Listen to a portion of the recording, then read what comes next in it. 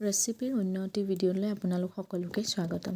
এয়া দেখিছে ফুলকবি, আলু, ওলকবি আৰু গাজৰৰ সৈতে মই চয়াবিনৰ তৰকাৰী বনাব লৈছোঁ। এই চয়াবিনখিনি দেখিছে মই অকণমান গৰম পানীত কোমলিবলৈ দিছোঁ। যিহেতু ঠাণ্ডা পানী দিলে কিছু সময় ৰখিব লাগে আৰু বৰ্ণিলৰ এতিয়া টোপনি লাগিছে, সোনকালে হ'ব লাগে আৰু সেইকাৰণে মই গৰম পানী দি কোমলিবলৈ দিছোঁ। আনফালে মই কুকাৰত গোটেইখিনি পাচলি বইল হ'বলৈ এনেকৈ কুকাৰখন পাতি দিছোঁ। আকৌ আনফালে বৰ্ণিলৰ কাৰণে এনেকৈ ভাত বহাই দিছোঁ। গোটেইখিনি চয়াবিন এতিয়া মই ৩-৪ বাৰকৈ ধুই ল'ম। যিহেতু কেঁচা ভাৱ থাকিলেই অলপ অসুবিধা লাগে, সেইকাৰণে ৩-৪ বাৰমান অলপ পানী সলাই মই কেইবাবাৰো চয়াবিনখিনি চাফা কৰি লওঁ।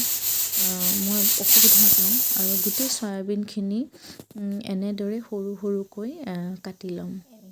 গোটেইখিনি চয়াবিনৰ মই নিদিওঁ, কিছু সংখ্যক মই দেৱাংগক ভাজি খাবলৈ দিম। সি ভাজা চয়াবিন খাবলৈ খুব ভাল পায়। আৰু এয়া দেখিছে মই চয়াবিনখিনি অকণমান ভাজিছোঁ।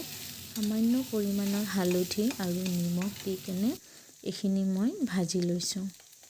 এইখিনি ভাজা হোৱাৰ পিছত আনফালে মই মছলাৰ কাৰণে পিঁয়াজ আৰু ৩ টুকুৰা নহৰু আৰু এটুকুৰা আদা আৰু এটি তেজপাতহে লৈছোঁ। মই আগতেও কৈছোঁ যে মছলা আমি খুব কমেই খাওঁ।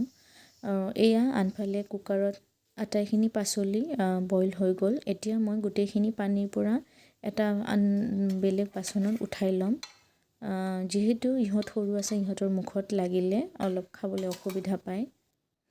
এয়া দেৱাংগৰ চয়াবিন ভাজি, এইখিনি সি খাব। এইফালে কেৰাহীখনো পাতি দিছোঁ। সামান্য পৰিমাণৰ তেল দিছোঁ। ইয়াত মই বিশেষ তেনেকুৱা মছলা দিয়া নাই। কেইটামান পাঁচফোৰণ দিছোঁ আৰু পিঁয়াজ আৰু নহৰু অকণমানহে দিছোঁ। অকণমান ৰঙচুৱা হোৱালৈকে এইখিনি ভাজিম। আগতেও কৈছোঁ যে বৰ বিশেষ তেনেকুৱা মছলা আমি ব্যৱহাৰ নকৰোঁ। ইহঁত সৰু থকাৰ কাৰণেই আৰু মাও খাবলৈ অলপ অসুবিধা পায়। সেইকাৰণে সামান্য যিখিনি আমাৰ লাগতিয়াল হয় সেইখিনি আমি ব্যৱহাৰ কৰোঁ। এয়া তেজপাতটো দিছোঁ। কিছু অকণমান ৰঙচুৱা হোৱালৈকে মই ভাজিম। আৰু এইফালে মই গোটেইখিনি পাচলি মেছাৰ ডালেৰে এনেকৈ মেছ কৰি ল'ম। যিহেতু ইহঁতে টুকুৰা ভাববিলাক মুখত লাগি থাকিলে খাবলৈ অলপ অসুবিধা পায়। যিহেতু সৰু আছে আৰু ডাঙৰ ল'ৰাজনে একেবাৰে খাবলৈ অলপ দিগদাৰি পায়। সেইকাৰণে মই বেছিভাগ পাচলি এনেদৰে মেছাৰেৰে মেছ কৰি লওঁ। আৰু এয়া অকণমান হালধি দিলোঁ তেলতেই।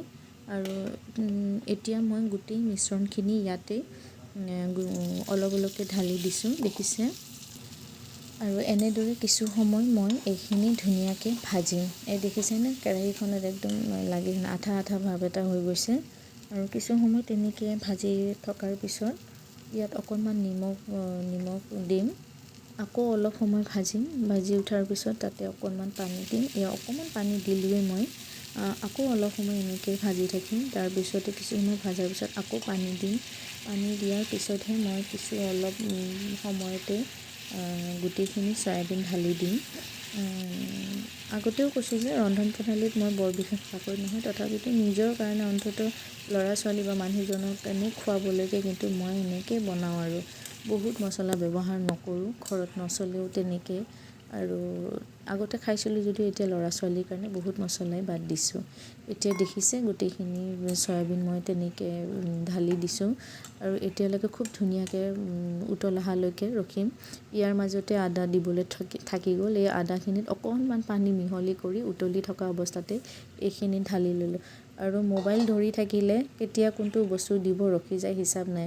আৰু তথাপিতো যিহেতু ফেচবুকৰ এটা পেজ খুলিছোঁৱেই, দিবই লাগিব। যিহেতু সামান্য পৰিমাণে এনেদৰে ভিডিঅ' কৰিয়ে ৰাখোঁ। আপোনালোকে ভাল পালে লাইক, কমেণ্ট, শ্বেয়াৰ কৰিব। বহুত লোভনীয় নহয় মোৰ ভিডিঅ'বিলাক, তথাপিতো চাব বুলি আশা কৰিছোঁ। সেয়াই আৰু মই সাধাৰণতে যেনেকৈ খাওঁ চিম্পুলভাৱে আপোনালোকক তেনেকৈয়ে দেখিছোঁ। ইয়াতে কোনো মই কৃত্ৰিমতা ব্যৱহাৰ কৰা নাই। যেনেকুৱাই ব্যৱহাৰ কৰোঁ ঘৰত তেনেকুৱাই দেখাইছোঁ।